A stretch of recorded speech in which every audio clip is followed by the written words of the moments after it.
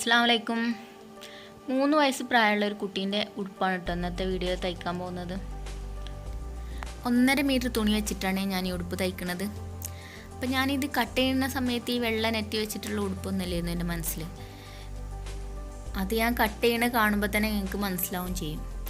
അപ്പോൾ ഇതിൻ്റെ ബോഡി പാർട്ടാണ് ആദ്യം അളക്കുന്നത്. അപ്പോൾ ഇതിൻ്റെ വീതി എടുക്കുന്നത് 9 ഇഞ്ചാണ്, ലെങ്ത്ത് എടുക്കുന്നത് 11.5 ഇഞ്ച്.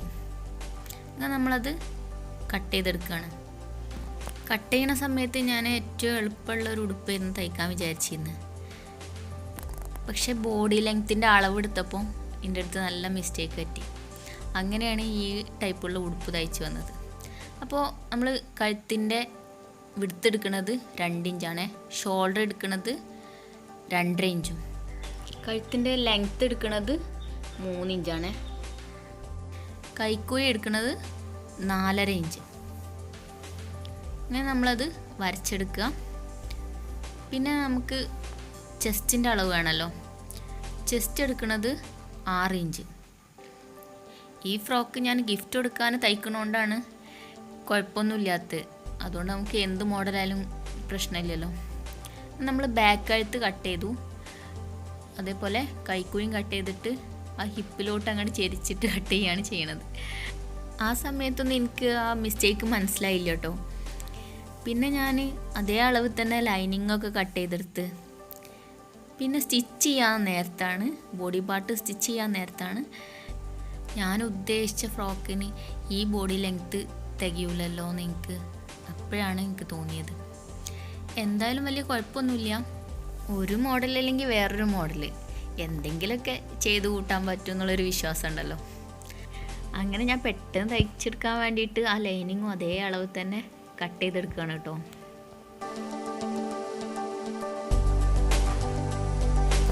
ഇപ്പോൾ ലൈനിങ്ങിന് നെക്കിൻ്റെ സെൻറ്റർ ഒന്ന് മാർക്ക് ചെയ്യുന്നുണ്ട്. എന്നിട്ട് 2 പീസും വേറെ വേറെ ആക്കുകയാണ് ചെയ്യുന്നത്. അപ്പോൾ നമ്മുടെ ഫ്രണ്ടത്തെ കഴുത്ത് 3 ഇഞ്ച് ലെങ്ത്തിൽ കട്ട് ചെയ്തെടുക്കുക. ബാക്കിൽ കഴുത്ത് 2 ഇഞ്ച് മതിയല്ലോ.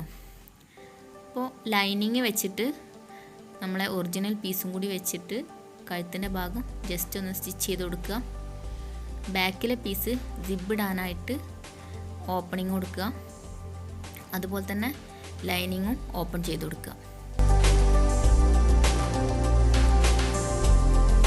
ഇനിയിപ്പോൾ ഫ്രണ്ടിലെ കഴുത്തിൻ്റെ പോലെ തന്നെ ലൈനിങ്ങിൻ്റെ മേലെ ഒറിജിനൽ പീസ് വെച്ചിട്ട് നമ്മൾ കഴുത്തിൻ്റെ ഭാഗം ഒന്ന് സ്റ്റിച്ച് ചെയ്ത് കൊടുക്കുക. അപ്പോൾ നല്ല ഭാഗം ഉള്ളിലേക്ക് വെച്ചിട്ട് വേണം, ചീത്ത ഭാഗത്ത് വേണം സ്റ്റിച്ച് ചെയ്യാനായിട്ട്. എന്നിട്ട് നമ്മൾ ആ കഴുത്തിൻ്റെ എക്സ്ട്രാ വന്ന പീസില്ലേ അത് കട്ട് ചെയ്തെടുക്കുക. അതിനുശേഷം ആ സ്റ്റിച്ചിൻ്റെ അടുത്തൂടെ ചെറുതായിട്ടൊന്ന് കട്ട് ചെയ്ത് കൊടുക്കുക. അപ്പോൾ നമുക്ക് മറിച്ചെടുക്കുന്ന സമയത്ത് കറക്റ്റായിട്ട് കഴുത്ത് കിട്ടിക്കോളും.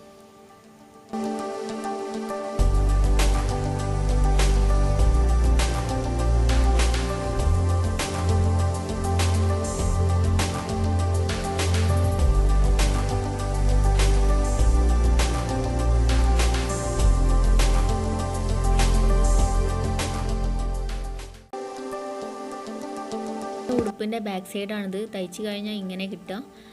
അപ്പോൾ ഇനി ഈ ഓപ്പൺ ചെയ്ത ഭാഗത്ത് സിബ് വെച്ചിട്ട് ജോയിൻ ചെയ്യാം. അതുപോലെ തന്നെ ഫ്രണ്ടത്തെ പീസ് എടുത്ത് കഴിഞ്ഞാൽ നമുക്ക് ഇങ്ങനെയായിരിക്കും കിട്ടുക. ഇനി ഷോൾഡർ ഒന്ന് ജോയിൻ ചെയ്ത് കൊടുക്കുക.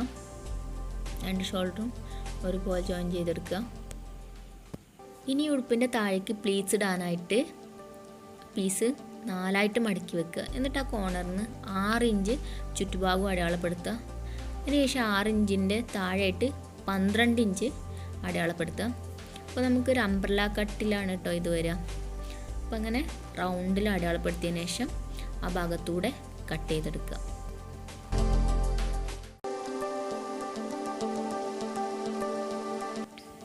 ഇപ്പോൾ നമുക്ക് കട്ട് ചെയ്ത് കഴിഞ്ഞാൽ ഇങ്ങനെ ആയിരിക്കും കിട്ടുക. ഇനി നമ്മൾ ഇതിനെ 8 പീസാക്കിയിട്ട് കട്ട് ചെയ്യുന്നുണ്ട് കേട്ടോ. 8 പീസാണ്. ഫ്രണ്ടിക്ക് 4ഉം ബാക്കിക്ക് 4ഉം പീസായിട്ടാണ് വരിക. നമ്മളത് കട്ട് ചെയ്തെടുക്കുകയാണ്. ഇങ്ങനെ കട്ട് ചെയ്യുമ്പോൾ ശ്രദ്ധിക്കേണ്ട കാര്യം എന്താണെന്ന് വെച്ചാൽ എല്ലാ പീസിൻ്റെ അളവുകളും ഈക്വലായിട്ട് വരണേ.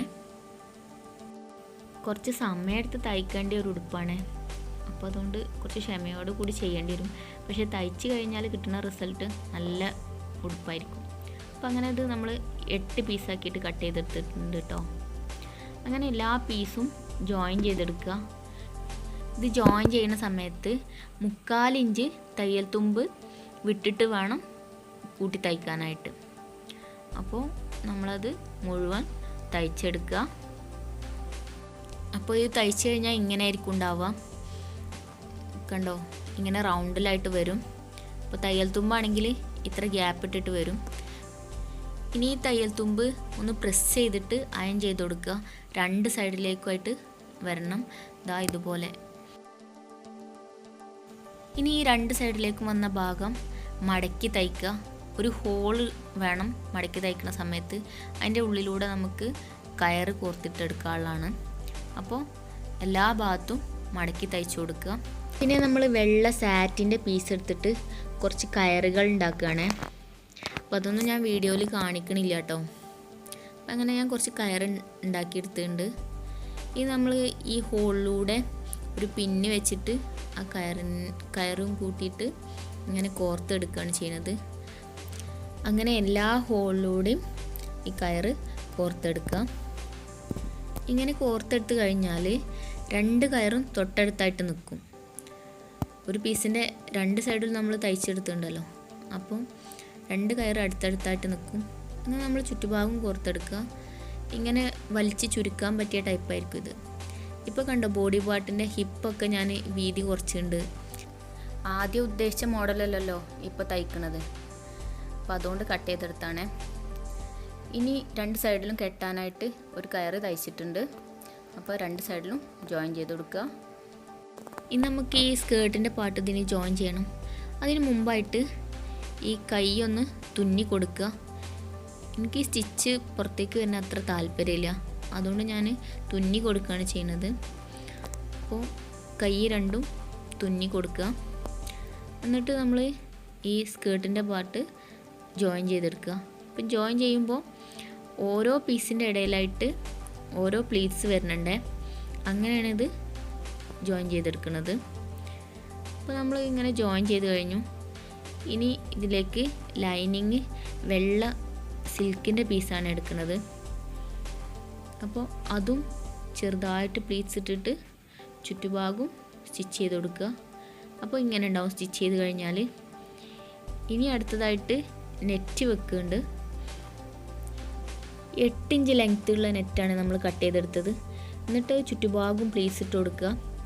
അതിന് താഴെയായിട്ട് 8 ഇഞ്ചിൻ്റെ തന്നെ വീണ്ടും ഒരു നെറ്റ് വെച്ച് സ്റ്റിച്ച് ചെയ്യുന്നുണ്ട്. എന്നിട്ട് നമ്മൾ ഈ കയറൊക്കെ ഇങ്ങനെ വലിച്ചിട്ട് ചുരുക്കി ഇങ്ങനെ കെട്ട് കൊടുത്താൽ ഉടുപ്പ് കാണാൻ നല്ല ഭംഗിയായിരിക്കും. അപ്പോൾ താഴേക്ക് 2 ലെയറായിട്ടാണ് ഈ നെറ്റ് നിൽക്കുന്നത്. അപ്പോൾ നമ്മുടെ ഉടുപ്പിൻ്റെ വർക്കൊക്കെ ഏകദേശമൊക്കെ കഴിഞ്ഞു. ഇനിയിപ്പോൾ ഇതിനൊരു ഭംഗി കൂട്ടാൻ വേണ്ടിയിട്ട് നമുക്ക് കുറച്ച് മുത്തൊക്കെ വെച്ച് പിടിപ്പിക്കാം. അതുപോലെ തന്നെ 3-4 റോസാപ്പൂക്കളും ഉണ്ടാക്കണം. അതിന് വേണ്ടിയിട്ട് 4 ഇഞ്ച് വിടത്തിലൊരു പീസ് എടുക്കുക. ഒരു സൈഡിലേക്ക് 2 ഇഞ്ച് വരാൻ പാടുള്ളൂ. എന്നിട്ട് അതിൻ്റെ എൻഡ് ഭാഗം ഒന്ന് ഉള്ളിലേക്ക് മടക്കി വെച്ചിട്ട് ഇങ്ങനെ കുഞ്ഞു പ്ലീസ് ഇട്ട് കൊടുക്കുക. 2 എൻഡൊന്ന് ഉള്ളിലേക്ക് മടക്കിയിട്ട് വേണം ഈ പ്ലീസ് ഇടാനായിട്ട്. അപ്പോൾ ഇത് തയ്ച്ച് കഴിഞ്ഞാൽ ഇങ്ങനെ ആയിരിക്കും കിട്ടുക. നമുക്ക് ഈ ഗ്ലൂ ഗണ്ണ് വെച്ചിട്ട് ഇങ്ങനെ റൗണ്ടിൽ ഒട്ടിച്ചെടുത്താൽ മതി. അപ്പോൾ ഒരു ഫ്ലവറിൻ്റെ ഷേപ്പിൽ കിട്ടും. ഈ ഉടുപ്പിൻ്റെ അതേ തുണി വെച്ചിട്ട് തന്നെ നമുക്ക് എളുപ്പം ഉണ്ടാക്കാൻ പറ്റിയ പൂവാണിത്. വേഗം ഒരു ഉടുപ്പ് തയ്ക്കാമെന്നാണ് മനസ്സിൽ വിചാരിച്ചിരുന്നത്. അപ്പോൾ പണി പാളിയതുകൊണ്ട് ഇങ്ങനെ ഒരു ഉടുപ്പായി മാറി. അതും നല്ല ഭംഗിയുള്ളൊരു ഉടുപ്പ്. ഈ ഉടുപ്പ് പാർട്ടി വെയർ ആയിട്ടൊക്കെ യൂസ് ചെയ്യാൻ പറ്റിയ നല്ല ഉടുപ്പാണ് കേട്ടോ. കുറച്ച് സമയം മെനക്കെടേണ്ടി വരുന്നുള്ളൂ, പക്ഷേ നല്ല ഭംഗിയുള്ളൊരു ഉടുപ്പായിരിക്കും കിട്ടുക. ഇപ്പം ഞാൻ ഒരു പൂവും കൂടെ ഇതിൻ്റെ ഗ്യാപ്പിൽ വെച്ചിട്ട് ഒട്ടിച്ചു കൊടുക്കുന്നുണ്ട്. അപ്പോൾ ഉണ്ടാക്കിയ പൂ വെറുതെ കളയണ്ടല്ലോ വെച്ചിട്ടാണ്. അപ്പോൾ പൂ വെക്കും തോറും കൂടുതൽ ഭംഗിയാണല്ലോ ഉണ്ടാവുക. അപ്പോൾ നമ്മുടെ ഉടുപ്പിൻ്റെ വർക്കെല്ലാം കഴിഞ്ഞു. നല്ല ഭംഗിയില്ലേ കാണാനായിട്ട്. ഇതൊരു പാർട്ടി വെയർ ആയിട്ട് യൂസ് ചെയ്യാൻ പറ്റിയ ഉടുപ്പാണ് കേട്ടോ.